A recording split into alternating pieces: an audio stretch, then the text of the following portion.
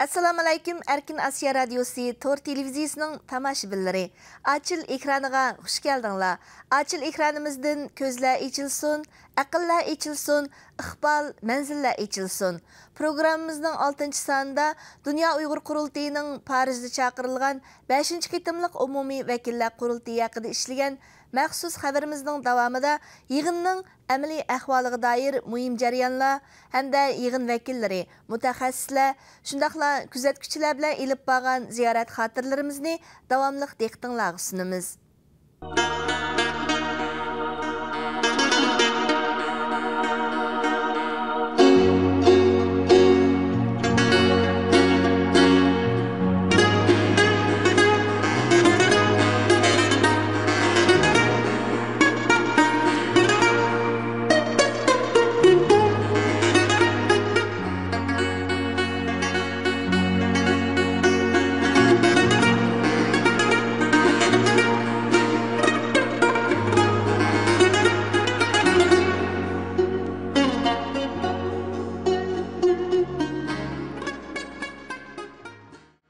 Bu Dünya Uyghur Qurultayı Parijda nayt muvaffaqiyatli açıldı. Endi siz bu qitimliq qurultaydan kütken eng çoğ ümidiniz nima bu şaqda bir so'zlab bakan bolsangiz? Birinci çoğ ümidim bütün dünyadaki Uyghur teşkilatları, bütün dünyadaki Uyghur siyasi aktifleri, bütün dünyadaki öz halkıga iyi çıkıvatkan vatanperver halkımızı ittifaqlaşışqa chaqiraman. Şunun için biz bunun da nimede mağlup bulumuz, nimede kalbi kılımız degende fakat ittifaqsızlıkta mağlup bulumuz. İttifaqlaşqa vaqtida biz kalbi kılımız. Birini ölterse 10, onu ölterse 100, 100'ü ölterse 1000 oturuğa çıkıvatıdı. 1000 ölterse milyon adam oturuğa çıkıvatıdı. Uyghur ölümden, Uyghur tehditten, Uyghur turmudun özünün zımınında, özünün vicdanı, gururunu paklamagicha, özünün imanını paklamagicha, haqiqiy özünün imanıga qaytmagicha, özünün ziminini qo'liga olmagicha, aşı imanıga mı kirmaydiganligini Uyghur xalqi bilganligi uchun Uyghur xalqi bu kurashdan orqa qaytgani yo'q. Shunga buning faqat kam narsasi ittifaqlashish. Milliy hareketimizde, Dünya Uyghur Qurultayi vakilligi milliy hareketimizde teşviqatninki roli intayin muhim. Teşviqatning roli intayin muhim. Çünkü biz nima bir qilamiz asosan qalam kurishi bu chet elda. Bizning asos tayinlagan qurolimiz shu. Demokratik bir muhitda. Unda bo'lgandan keyin bu yerda teşviqat, bu yerda da'voninki jon tumiri hisoblanadi. Shuning uchun buningdan keyin Dünya Uyghur Qurultayininki 6-navbatlik Dünya Uyghur Qurultayi bo'lgan mezgilda Dünya Uyghur Qurultayininki milliy teşviqatni qanday qilib boramiz, ichki teşviqatni qanday qilib boramiz, tashqi teşviqatni qanday qilib boramiz, nashriyatchilikni qanday taraqqiy qildiramiz degan masalalar ustida bu yerda taklif fikrlar, chiroyli taklif fikrlar o'tirib qo'yildi. Masalan, bu komissiondagilarning hammasi ko'pinchisi dünyanın arkası ellerinden kelgen peşkadam axbaratçılar var. Axbarat sahasında bunun hizmet kılıvatkan pedagog insanlarımız var.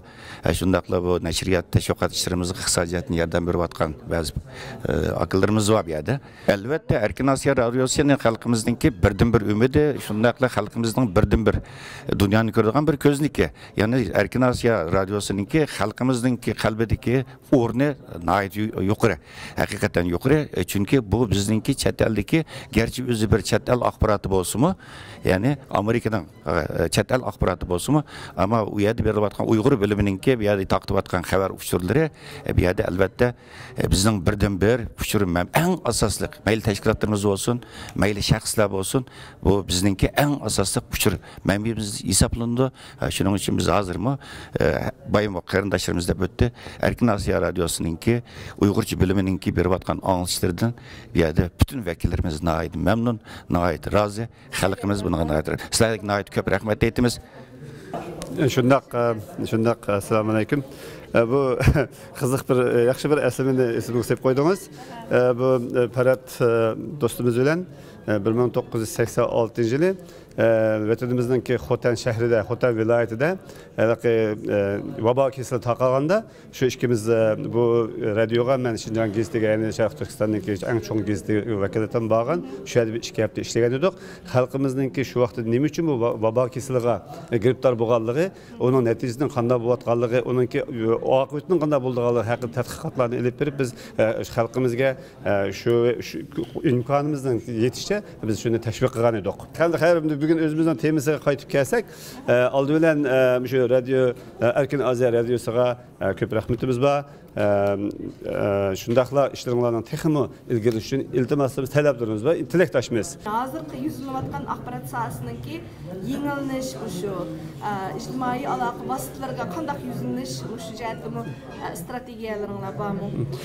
Albatta, mana bu savolingiz nihoyat yaxshi qo'yildi. Biz men ahvol qaragan xil pishib yetilganda qilamiz. Mushu guruhdagilar bir qadam ilgari mushuni biz muzokaralashdik. Shunday mushu to'g'riliq biz Dunyo Uyg'ur qurultayiniki markaziga biz taklifimizni qo'ydik. Ya'ni mushu ijtimoiy aloqalarni foydalanib bir network qurish. Ushur bilan kasbiy xodimlarni ta'minlash, o'zaro ushur almashtirishdan iborat bir networkni qurishdik. Endi bu yerda mening bir phrase bor. Inglizcha so'z aytsam, psychological warfare much better than physical warfare dedi. Ya'ni psixik urushi amili Qur'on urushidan nechasi ustundirdi. Shuni biz his qilmog'imiz lozim. 5. navbatlik Dünya Uyghur Qurultayı'nınki içilish murosimi ve qurultayimiz sizga yuqorida degandek Paris'de. Aslında ata 11. günü yani 7. ayının 11. günü Paris'de Fransiya parlamenti yani senatoda içilish murosimi bo'lmoqchi. Shuni biz o'rnashtirgan va senatoningki boshliqidan ijozat olgan. Uningdan rasmiy uqtirishmi bizga kelgan. Bütün tayyorligimizni shuning qarta qilgan. Ama afsus bizga 2 gün evvel kelgan uqtirishda Fransiya senatosi kechirim so'rab bizga bu zalni bermaydiganligini aytdi. Biz bundan intayin bir aram bulduk. Bizga kelgan uchurda Xitoy kommunist hokimiyati Fransiya tashqi ishlar ministrligiga va Fransiya hukumatiga agar Dunyo Uyg'ur qurultayininki 5. navbatlik qurultayining ichilish marosimini Fransiya parlamenti yani senatoda o'tkazsanglar, buni yo'l qo'ysanglar, Fransiya bilan Xitoy orasidagi munosabatga daxli tarix yutadi, aloqamiz uziladi degan bir tahdidni o'tirib qo'yibdi. Fransiya Yevropadagi eng qadimiy demokrasiyaga erishgan, kishilik huquqqa, inson haqlariga va demokrasiyaga eng jiq riayat qilayotgan tunji davlatdan birisi deymiz. Bu tarixda shundaq. Men Fransiya hukumatini albatta bu to'g'riliq ayiblayman. Fransiya hukumati demokrasiyani dunyoga tarqatgan, birdan bir demokrasiyaning manbai bo'lgan ve insan haqlariga hurmat qilgan bir davlat qanday bo'lib Xitoy kommunistlarininki, Xitoy diktatorlarininki buyruqi ve ularning bismi bilan Uyg'ur xalqining erkin ovozini Fransiya senatida yanglitishga buningga to'sqinlik qildi, buningga ma'ni bo'ldi, buningdagi irodasidan chekinish bo'ldi. Buni so'rashim kerak. Ammo bu bizning kun tartibimizni o'zgartimi? Millatimizga mustaqillikni olib kelish, millatimizga xizmat qilish, millatimizni Alloh uchun rozi qilish irodamizning hargiz bizni ishkilantirmaydi, bizni chekindirmaydi. Biz inshaalloh irodamiz taxmin kuchaydi. Tayyorliklarimiz nihoyatda yaxshi ketib boradi. Albatta o'ng'ay bir ish emas. Hozirda 150 ga yaqin vakil keldi deb kutib turyapmiz. Bularning degandek 10 necha davlatdan keldi. Bularningki shu kelish viza ishlarininki tasdiqi, ba'zi davlatlarga viza kerak, ularningki bu yerga cho'qim yetib kelish uchun u yerdagi uningdagi yo'l tayyorliklari bor. Uningdan keyin shu yer turishlik davlatninki postollari bilan, elchilari bilan aloqa qilib, lekin yaxshi ketib boradi. Bizningki kutgunimizdek undan bo'lyapti. Endi Xitoy tarafdanmi bir buzg'unchilik yoki oldini olish xarakterli, har qaysi davlatlar vakillar viza bermanglar degandek ishlar bo'ldimi? O cho'qim bo'ladi. Bu bir qitimlam emas. Hozirgacha bizningki ochgan yig'inlarimizningki asosan hammasi degidek bo'lib, shu viza kerak davlatlarningki hukumatlarga besim ishlatib, uningga masalan hozir tuydi Qirg'izistondan bir ishga yurtdoshimiz kelimiz deb avval bizga iltimos qilib o'zligi taklifnoma aytgan bo'lsaqmi, kelmaydigan bo'lib qopti. Emas viza olamaman, hamda shu o'zi turishlik davlatlarning hukumatlarimi bormaysan, borsang yaxshi bo'lmaydi degan o'xshash takliflarni qilganligi uchun boramaganlar bor. Shunga o'xshash. Hamda bu erkin davlatlardan undaq bir masala yo'q, ammo bo'libmi deylik bizim O'rta Osiyodagi davlatlarimizdan shundaq masalalar bo'lib keldi. Ya bu da mı yana Qurultay Xitoy Xalq Cumhuriyeti'ni Sharq Turkistonni 1949 yılı 1 oktyabrda tajovuzlik bilan mustamlak qilgan hukumat deb qaraydi. Hamda 7-madda Dünya Uyghur Qurultayining xizmat doirasi. 1. Sharqi Turkiston milliy harakatining o'rtaq strategiyasini tuzib chiqdi va uni amalga oshirish uchun yetakchilik qildi. Ikkinchi, Sharqi Turkiston davosini xalqaralash uchun dunyodagi har qaysi davlatlar, rayonlik birliklar, masalan Yevropa birligidek va xalqaro tashkilot organlari bilan bevosita aloqa o'rnatdi. Uchinchi, Xitoy hokimiyatining Sharq Turkistonda yurgizayotgan irqchi, ayrimchi va mustamlik siyosatlarini, har turli inson haqlari dafsanchiliklarni dunyoda jamoatchilikka anlatib, xalqaro kuchlarning hissdoshligini va qo'llashini qo'lga keltirish uchun Sharq Turkistonliklarning milliy kimligini, ana tilini, milliy madaniyatini, urf-odat va an'analarini qo'g'dash ham taraqqiy qildirishdan birga Sharq Turkiston davosi va uni kelajak uchun xizmat qiladigan izbosarlarni, ixtisos egallarini va yangi avlod yosh rahbarlarini tarbiyalashga alohida ahamiyat berdi.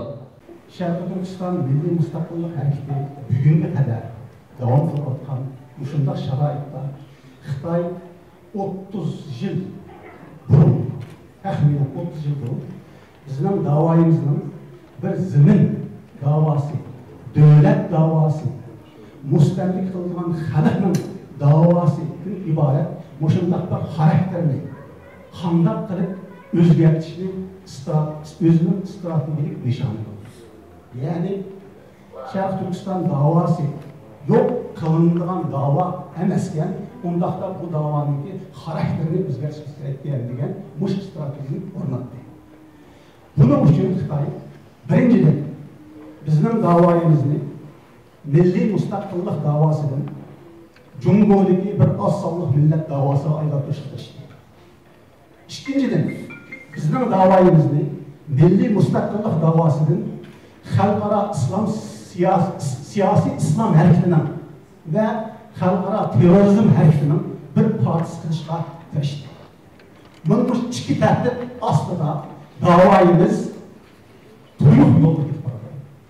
Bir tarafdan xalqaro jamiyat bizni terrorist deb qarasa, Xitoyning tashviqotini keldi. Yana bir tarafdan bizni Jungodagi ezilayotgan bir asonli millat, bu millatning milliy huquqi, kishilik huquqi, demokratiyasi masalalarini hal qilish kerak deydigan mushundaq bir qarashga keldi. Xalqaro jamiyat davoyimizni xato tushundi. Biz tengli qolamiz. Tengdashlar, xalqimiz yig'rayotdi, qon to'kyapti. Agar bizda yengillik bo'lmasa, yana burungi beti, shu beti bir turkum odamlarimiz yana shu beti chiqib, yana qo'lni gapni, yana shuni qilsa, tashkilotimiz mushunda bo'lmaydi, o'lib qolmaydi, ammo ishimiz hal bo'lmaydi. Fursat qo'limizdan ketdi. 33-yil ketib qoldi, 49-yil ketdi. Biz yana shu fursatni agar dunyoning vaziyatiga tayyor bo'lamisak, o'xshash qo'limizdan ketkizib qo'yamiz. O'xshash bir umr biz musofir, avlodimiz musofir. Rahmat.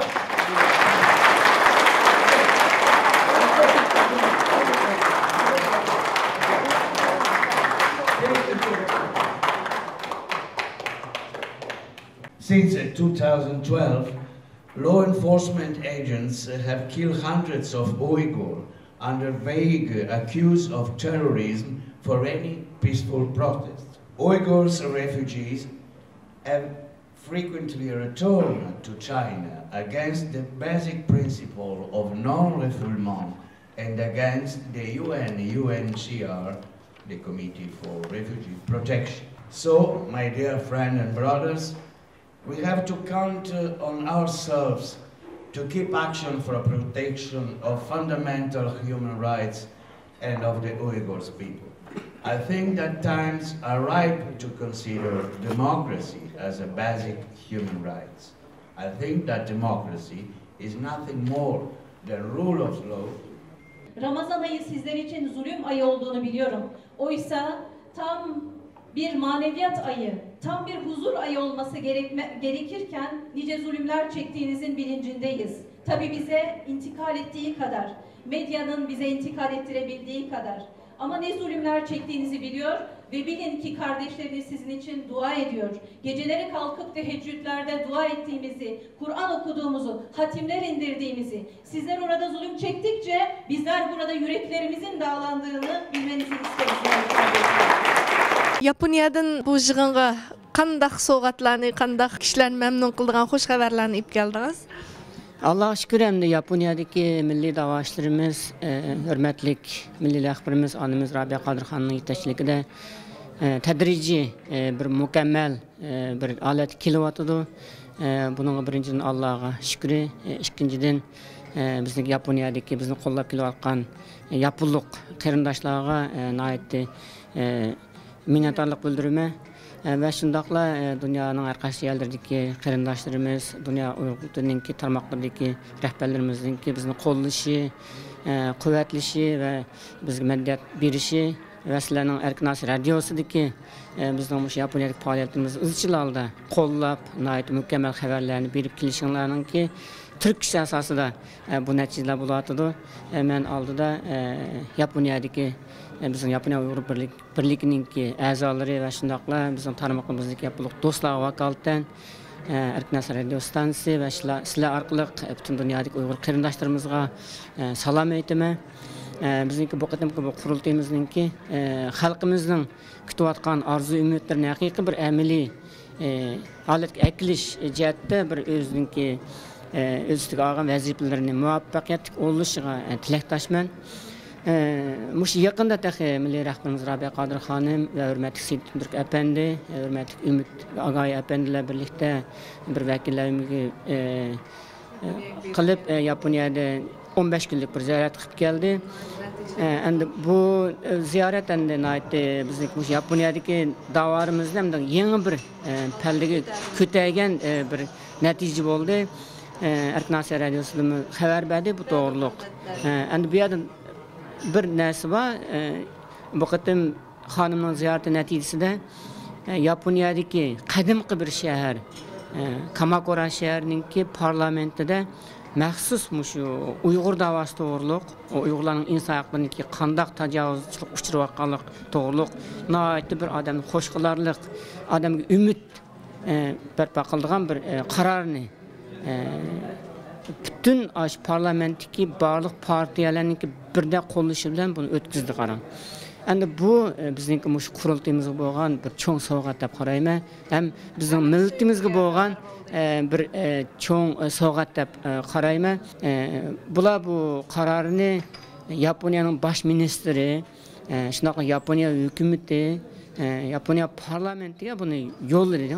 Rabia Qadir kelmagan bo'lsa, bizim Amerikadan boshqa Yevropani ishini tanlamaydi. Amerikaning ishi 30 yil, hatto 50 yilgacha faqat joy saklab turadi.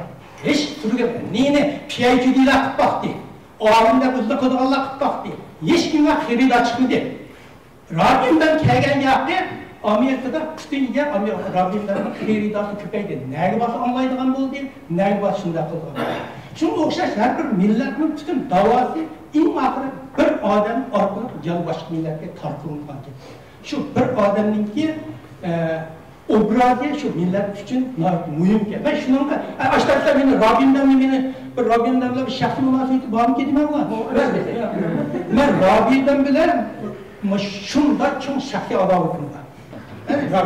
Rabbimden bana şahsi cihette yetkilgen diyalogı değil, onu ben bir ömrümü unutmayayım. Lekin bu şahsi mesele. Meyada millet meselesi var. Şunun için Rabbimden ne adı uyanır, anki o demokrasiya usulü, bu demokrasiya usulü deyimiz. Biz Uygurlarının ki hem benimizde ayrılan millettir. Vatandan ayrılan, sınırından alınan, kılmasın. Bizim fakat namaydı aslında şundan bir adam çıkıp kaldı. Şimdi bütün Uygurlar yani falanca demokrasiya usulü, turuncu demey, bütün vücudunuzda şartsız Rabbimden kullar, Rabbimden reis halkını Rabbimden şillet olsun mu, goldak olsun yani 5-6 yıl işte. Birinci vazife, her birisi bağlan yurtda, meyli Amerika, meyli Germanya. Oturasyanın belki ahval düşünmüştük. Bir lobi kılınlar.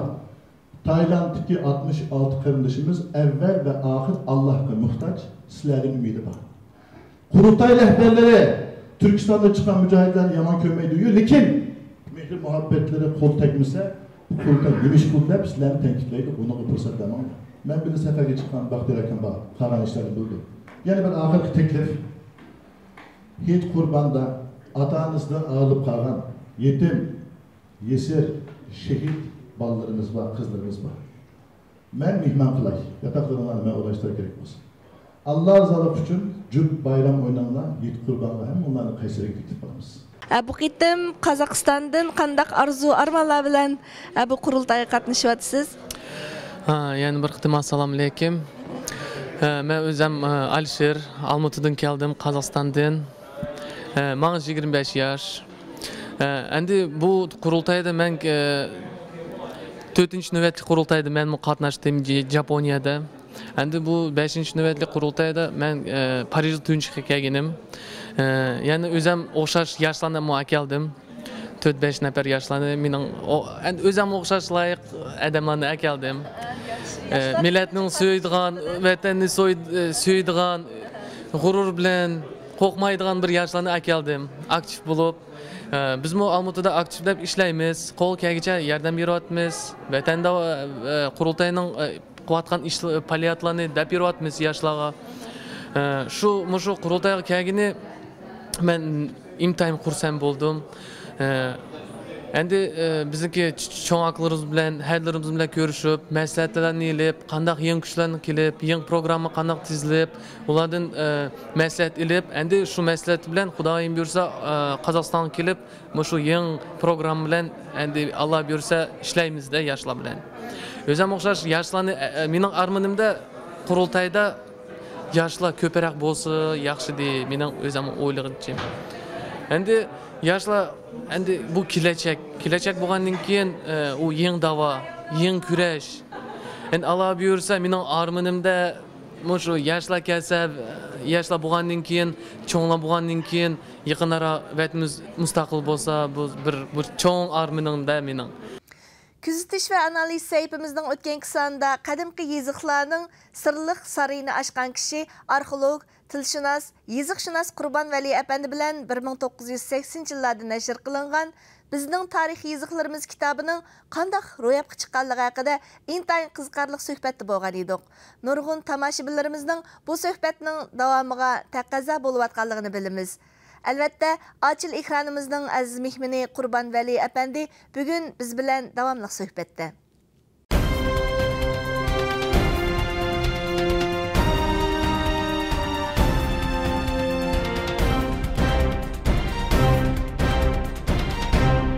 Assalamu alaykum muhtaram televizor ko'ruvchilar.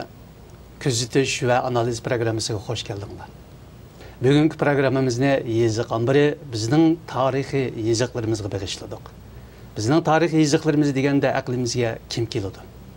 Shubhisizki, nurg'un kishilarning aqliga arxeolog, yeziqshunos Qurbon Vali apandi keladi. Shunga bugun programmamizga Qurbon Vali apandini taklif qildik. Yaxshimisiz Qurbon aka? Yaxshi, o'zingizmi obdan turdingiz? Salomat turdingiz. Oldi bilan studiyamizga kelganingizga, bizga suhbat mehmoni bo'lganligingizga qarshi olamiz. Rahmat. Bu yerda yana bir qancha masalalar bor. Bayam sizdan bir savolni shunday so'rash niyatim bor. Gap borlig'i bo'lmay qoldi. Bu yerda sizning bu kitobingiz bizning tarixiy yeziqlarimiz. Bayam dedik, buningda shu vaqtdagi yer nomlar, shu vaqtdagi yeziqlar va nurg'un masalalarga tunji qitim bir Uyg'urlarning nuqtai nazaridan turib biraz ilmiy bir nuqtadan bir baho berilgan, o'tirg'a qo'yilgan bir kitob. Bu kitobningki nurg'un odamlar diqqat qilmaydi, muqovasida bir qadimgi yeziqlar bor. Mening diqqatimni qo'zg'agan bir masala o'z vaqtida. Bugun shuni so'rab olay deyapman, gapingizni bo'lib o'tdim o'tirliqda. Bu yerda qadimgi Uyg'ur runik yeziqlari, mening bilishimcha, so'g'di yeziq qadimgi Uyg'urchasining shakllari bor. Shuning bilan birga bu yerda yana arabcha, Uyg'urcha yeziqim bor, arab alifbosi bilan yozilgan. Bu yeziq nima degan gap bu? Bunun topsidagi bu yeziqlar. Endi mening dastlab yozgan maqolam Tianshan to'g'ridagi maqola. Shunda. Shu maqola mush kitobga kirdi. Mush kitobni 86-yil nashr qilindi. 23 parcha maqola. Mush kitobni nashr qilgan vaqtda men mushu yeziqlarning shaklini muqovga tushirib qo'ydim. Buningga asli izohat berish kerak edi. Bu yerda bir gapingizni qistirib qo'yay. Mana bu kitobning muqovasi, buningda bunda qarasanglar har xil yeziqlar bor, bir qancha jumla har birisidan ilingan qadimgi yeziqlar. Albatta bu bunga qiziqimiz bu kitob. Bu jumlalarning nimalarni deyilgan, shu munosabat bilan so'rab qo'ydim. Hozir Qurbon akam bu jumlaning bir cümlege izohat beryapti. Shunaqa deyman, buning arab alifbasi bilan yozilgan jumlasiga. Bu jumla nima degan? Buni shu vaqtda izohat berish kerak edi. Buni berishga bo'lmaydi. O vaqtda buni nashr qilish mumkin emas. U dinni o vaqtda ko'tarib chiqadigan zaman emas edi. Nozik davrlar. Buni ko'tarib chiqilib olmaydi. Endi bu mening bu tarix, bizning tarix yoziqlarimiz degan kitobda Mavjushining so'zlarimi yo'q, Marksning so'zlarimi yo'q. Hech nimani olmaganman. Bu bir so'raydigan bir tema bu. Buni bu masala to'g'risida. Buni keyin javob beray. Bu yerda men ashu bir jumla so'zni kirgizib qo'ygan. Bu men ko'rgan bir qo'lyozmada aytilishicha bu bir hadis. Bu mundaq deyilgan. Nereden qo'lyozmasi bu? Nereden ko'rgandingiz bu qo'lyozma? Men bu qo'lyozmani Kuchada ko'rgan. Kuchadagi Mevlana Arshidin mozorida saqlangan qo'lyozma ekan. Buning oldi keyni kamtuk.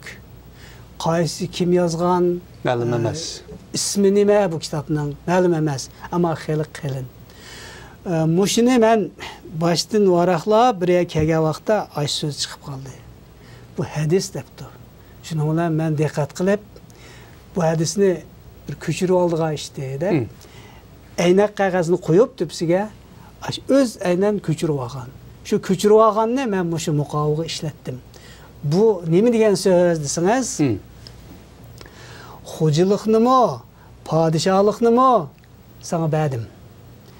O'zing shahringga berib ishingni qilgin deb hujjat berdi degan gap. Bu ehtimol hadis bo'lmasligi mumkin. Hadis degan hadis bo'lishi mumkin, hadis bo'lmasligi mumkin. Ammo xalq ichida shu payg'ambarimizdan shu xo'jalarga bergan bir yo'l yo'riqdek. Bir nima bor, hadis bor degan gap noatijiq. Uni men hech yerda ko'rmagan. Mesela hadis degandiki men bunga diqqat qilib ko'chirib olgan. Bu narsa kimga berilgan bir buyruq bu? Bu kimga qarata berilganligi o kitobda ma'lum emas. O kitobning bosh oyog'i yo'q. Uningda Mevlana Arshidin tazkirasi degan gapmi emas. Shu bo'lgan bo'lsa, shu odamga berilgan deb qaraydik. Hozir ham ammo u Mevlana Arshidinning maziridan tepilgan. Ashadin tepilgan qo'lyozma. Mevlana Arshid bu yerda Mevlana Arshidin masalasi o'tirg'i chiqqan vaqtda bunga biroz izohat berib olsak, televizor ko'ruvchilarimizning ko'pinchisi bu shaxs kim o, buni to'g'ri bilmaydi. Aldi bilan mashalamda biroz izohlab baqsangiz. Mevlana Arshidin mening bilishimcha Tug'luq Temirxonni islomga kirgizishda muhim rol o'ynagan bir ulama. O deyman. Mevlana Arshidin 14-asrning o'rtalaridan 15-asrning boshlarigachilik mavjud bo'lib turgan bir diniy ulama. Mashhur dahi. Bu Tug'luq Temirxon qatorliq 160 ming Mo'ng'ulni musulmon qilgan odam. Endi o'sha odamni Mevlana Arshidin g'ujami deydi. Endi bu endi agar shu hadis rost bo'lsa, shuni bilgan bo'lishi mumkin. Bu hadis rost bo'lmasligi mumkin. Ammo shu kitobda hadis degan ekan, men uni hadis emas deyishga haqqim yo'q. Shu kitobda deyilgan gap bu, sizning gapingiz emas. Emas. U kitob mushu bo'yicha aytganda buningdan 5-600 yil burun yozilgan kitob.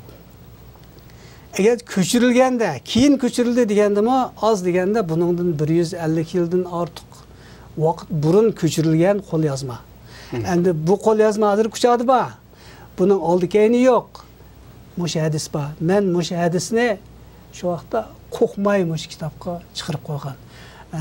Shu vaqtda o'ylagan endi bir kim anchalik diqqat qilmasligi mumkin. Buni toza obdan o'qib ketadigan odammi? Anchiq emas. Diqqat qilmay o'tib ketadi. Agar bak diqqat qilib qolsa, qadimgi qo'lyozma ekan, qadimgi yoziq ekan, men qadimgi yoziqni ko'chirib qo'ydim. Deb birmi deymiz, boshqa kelganni ko'rmaymanmi? Mundaqdan. Buning orqa ko'rinishi mundaq deb o'ylagan.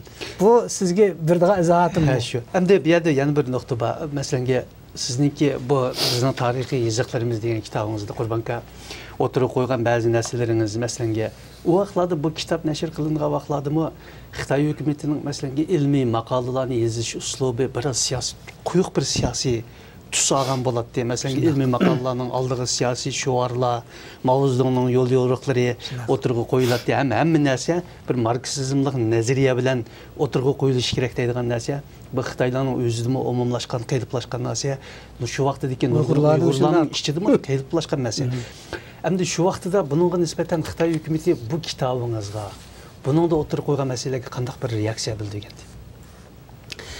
Şu siz degandek şu yillarda mayli Xitoy yozuvchilari bo'lsin, mayli Uyg'ur yozuvchilari bo'lsin, ko'pinchisi oldi bilan marksizm, leninizmdan, materializm, tarix materializmdan bir abzas elib, ondan keyin deydigan gapini shuningga yaqinlashtirib deb, oxiri xulosasini, ya'ni shu tarix materializm shuning bilan xulosalab tugitadigan shunday maqol asasen şekillenip kalgan şu vaqtning şu zamanning uslubi etdi.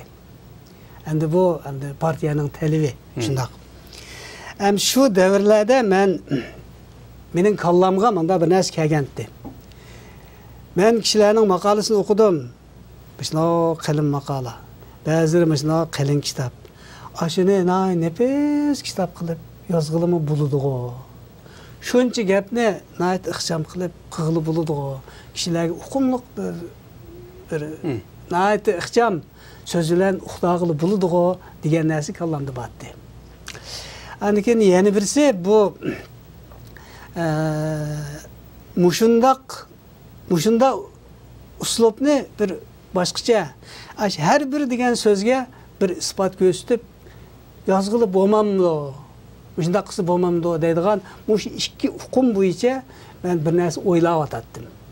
Men 12 yil ichida shuni detallarni to'plab akilib, eng oxirida bir maqolani yozib chiqsam, aran 3-4-5 bo'lgandan keyin men qarab, ha bo'pti, men deginim bu chiqibdi men. Bu bir xil uslub bo'pti. Buningda pokit bor ekan. Endi buningga endi marksizm, leninizm qo'ymabsan desa, nima deyman desa, bu qadimgi ishgan vaqtda Marks yo'qdi deyman qani. Bir gap bo'ladi deb buni Shinjang gazetasiga avatdim. Shinjang gazetasiga avatgandan keyin bu tahrirlarmi buningdan hayron qilib, buning mas'uliyatligidan qutulish tez deb o'ylab, kimdi shu vaqtda Shinjang gazetasining boshlig'i? Şu vaqtda mening mush ishlarimni tayyorlayotgan adam Qodir Hafiz. Merhumning yotgan yeri jannat bo'lsin. Bu endi bu maqolaga nihoyatda xush bo'pti. Bu intayin yaxshi maqola ekan. Ammo men bosh tahrirdan bir so'rab o'tay deb Obliz Naziri shu odamdan so'ragandan keyin bu odam men bir ko'ray deb ko'rib bir haftadan keyin javob beribdi. Men cho'ng'i berdim deb. Shinjang gazetining bosh redaktori, gazetxonning shujisi shu vaqtda Mehmet Seyit'ti. Merhumning yotgan yeri jannat bo'lsin. Bu adam Mehmet Seyit deginiz keyin Abdunum rayonlik ishchilar uyushmasi raisi bo'lgan adam. Abdunum rayonlik da'voning tadqiqot o'rnida ishlagan adam. Shuningdan tortib bu endi shu ideologiya sohasi, gazet nashriyatchilik sohasini mas'ul bo'lib kelgan adam. Endi Shinjang gazetining birinchi qo'l boshlig'i shujisimi shu, ma'murisimi shu, eng chong boshliq shutdi. Shu odamni ko'rsatgandan keyin bu ko'rib turib, shu maqolani Tianshan degan maqola. Shu maqolani besinglar. Qancha yili bu?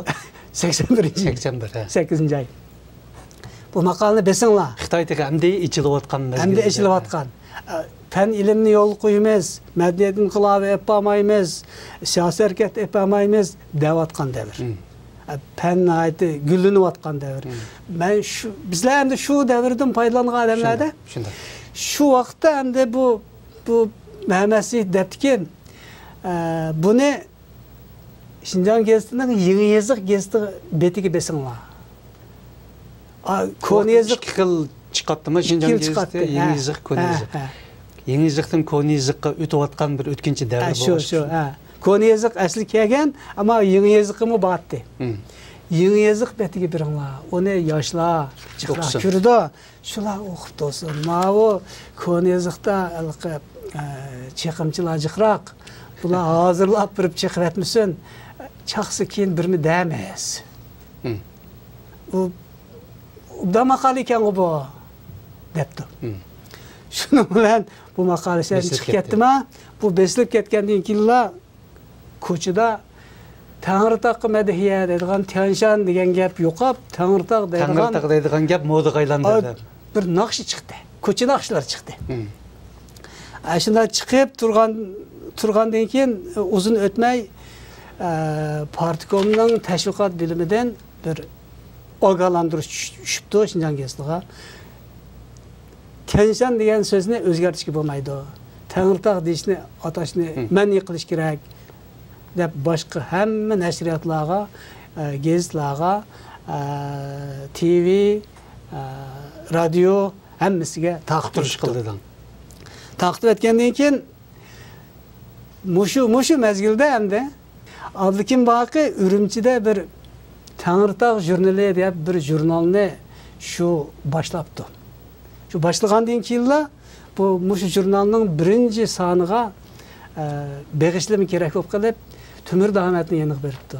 Voy Timur aka beg'ishlimi yezib bergan. Yezib bersa debdikan, yozili deblar ash qog'puti xiti bilan Tangirtaq madihiya deb yezib beribdi. Shundan bu nom jamiyatga umumlashib ketdi Uyg'urlarga. Bu bir odamning emas. Mening anglashimcha shu vaqtida Abdunum rayonidagi ideologiya nazariya xizmatiga janobil muavin sekretar shu yetakchilik qiladi.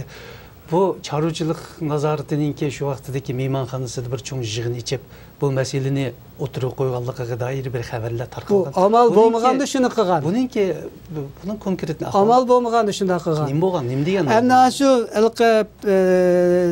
Timur Ahmet madihiya yezib bergandan keyin Ismoil Ahmetmi, uningdan burungi rais Ismoil Ahmetmi madihiya yezib beribdi. Onundan burunki, eng burun... Senden ben kalamdım da pemmesi şu. Onundan eng burun Uyghur Abdunum rayonini qurgan Seyfidin Azizmi Tangirtaq madihiya deb şiir yezib beribdi. Shuning bilan bu Tangirtaq jurnali shunday chiqdimi? Bu ogohlantirish chiqargan tashviqot bilimi jimli bo'lib qolgan gap. Janobil nima dedi endi? Janobil sizni sizga qarshi gaplarni qilgan haqida fursat kutibdi. Bir mezgil fursat kutib uni qildi-ku. Şu bunundan uzun ötmeyle Ötkür efendim yazgan romanlarda Tianshan'da bezitken burun hemmini Tangirtaq özgertdi. Ötkür efendim Tangirtaq özgertdimiz. Hemmini Tangirtaq deb özgertip neşir kılınğanda Tangirtaq deb çıktı. Ondan keyin andikin bu yaman iş oldu deb şu Çudavedin resmiyle bu işni qilmasak bo'lmaydi deb bu hamda 87-yil bo'lib qoldi. O'tirliqdan bir qancha yil o'tdi. O'tdi. Shuning bilan 87-yilga kelganda bu meni Abdunum rayon bo'yicha munavvar mutaxassis deb bog'ladi. Lekin Xitoyning Xitoy gazetimi meni shu maktab maqola yozdi. Shuning bilan endi bu masalaga endi tutish qilmasak bo'lmaydi deb o'yladi o'g'ay. Şu 87-yili bir Janobil o'zi maydonga chiqib, o ideologiyani tutilgan muavin sho'jiya. Sekretar hamda tashviqot bilimining dardini ehtimol shu vaqtda Xuyoban yiqilib Xitoyning markaziy hukumatida Xitoyda ilk burjuacha erkinlashtirishga qarshi turayli deydigan bir harakatni boshlangan. Ehtimol Janobil bu shamoldan foydalangan. Şunu bilan bu bir yig'inga chaqirdi. Atalg'ularni qalblashtirish yig'ini deb bir yig'in ochdi. Basaq bir mehmonxona ekan, Janobil turib so'zlabdi. Mana hammanglar kirib turibsizlar, mana shu mehmonxonaning ismi Tangirtaq mehmonxonasi. Nada Uyg'ur tilida Tangirtaq deb til bor. Hammanglar gap qilinglar. Endi dedimi? Aşna dedi. Nerede Tangirtaq deb gap bor? Tangirtaq deb tog' bormi? Jungoda yo'q, dunyoda yo'q, Birlashgan Davlatlar Tashkilotida yo'q. Bir odam Tangirtaq desa, shuning gapiga kirib, bu shunda mehmonxonani Tangirtaq deb solgan bormi? Tog'ning ismini o'zgartgan bormi? Xaridlarni o'zgartdimizmi? O odam sizning maqolangizni o'qib boqmabdi-da. Uqmayman, o'qidim, o'qimadimmi? Endi shunda dedi. Menga deyapti. Aniq endi. Hammasi cho'nglar hammasi biladi, men qartilib atganini. Bunun bir şamal kildigan boldu dedi.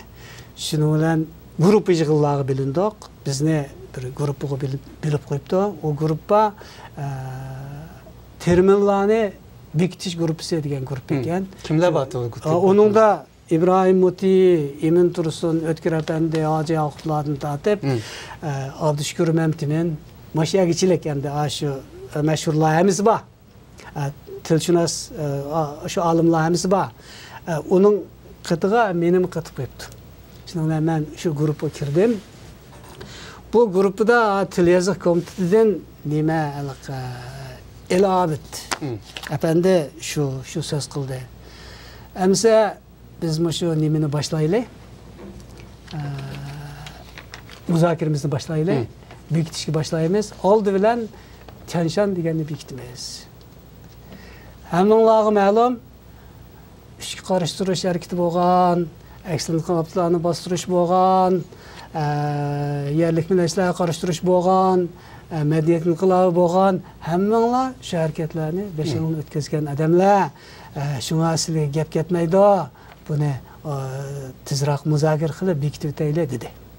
Shunda dedi mərhum Abdüşkür Memtimin partlapla o'rnidan turib ketdi. Turib. Alabet, nim da'vatsizlar? Dün şopingdan tatip partiya merkez komitetining hamma boshliqlari siyosiy harakat yapmaymiz, madaniyat inqilobi yapmaymiz, fan ilm bahori bu da'vat qilib necha yillar bo'ldi. Sizlar og'zingizni sal chaqib etib gap qilinglar juma. Kimga da'vatsizlar bu gapni? Qattiq gap qildi. Oningda qattiqda ama odamning gapi. Bu odam shunday dedi. Aşı yığın tim taslı olub qaldı. Şunun bilan çoğunlarımda gap qilish tez keldimi? Asta o'rnidan turib chiqib ketdi. Birdan chiqib nechimizda qoldik. Men hamda men gap qiladigan fursat bo'lmadi. Abdüşkür Memtimin o gapning hamini deb bo'ldi. Yetarlik deb o'yladim. Shunda turdik. Hamza Zakir kirib Cenab-ı Şuci'nin Çidaviyede ciddi yığını çıkıp kalıp kitip kaldı. Sizler bir azrak muzakir kılıp ve armeli bir mıkıp turunla keşte yani bir yığılamız dedi. Dep kıyıplı çıkıp gitti. Şununla bizim ornumuzun turduk. Çıkıp gittik. O yığın şununla eşilmedi. Eşilmedi. Tangırtağ degen nam şu peti xalqlashgan peti, xalq arasida umumlashgan peti shunda qoldi. Hörmətli televizor ko'rgüçiler, bugün kuzatish va analiz programmamizni ko'rdinglar. Bugün bizning arxeolog, yazıqshunos, tilshunos, madaniyat tadqiqotchisi Qurban Vali Efendi bilan ipagan suhbatimizni ko'rdinglar. Yuqorida bizning tarixiy yazıqlarimiz haqida suhbat edib qoldik. Kelar hafta ko'rishgacha omon bo'linglar. Xayr xo'sh. Ko'p rahmat sizga, Qurban aka. Sizga rahmat. Salomat bo'ling. Ko'rmanlarga rahmat. Hürmetlerinin vaktiga rahmet. Hürmetlik ekran aldidagi tomoshabin do'stlar, ishtirokchilarimizning ko'payishiga ergishib, ixlosmandlarimizning ekranimizni har sohalarga kengaytirishga munosabatlik qimmatlik fikr takliflarini topshirib oldik. Programmamizning bag'anchi beyishi va mukammallashishi sizlarning qo'llashinglardan ayrilanmaydi. Chunki ochil sizning, bizning shundaqlarmizning. Tomoshabinlarimizga o'tliq salom bilan tang tashakkurimizni yosh naqshchi Alijon Ismoilning ochilg'i sovg'a qilgan Aydin kechilarda nomli larzon bir naqshisi bilan ifoda qilmoqchimiz. Qani birlikda o'zir olaylik.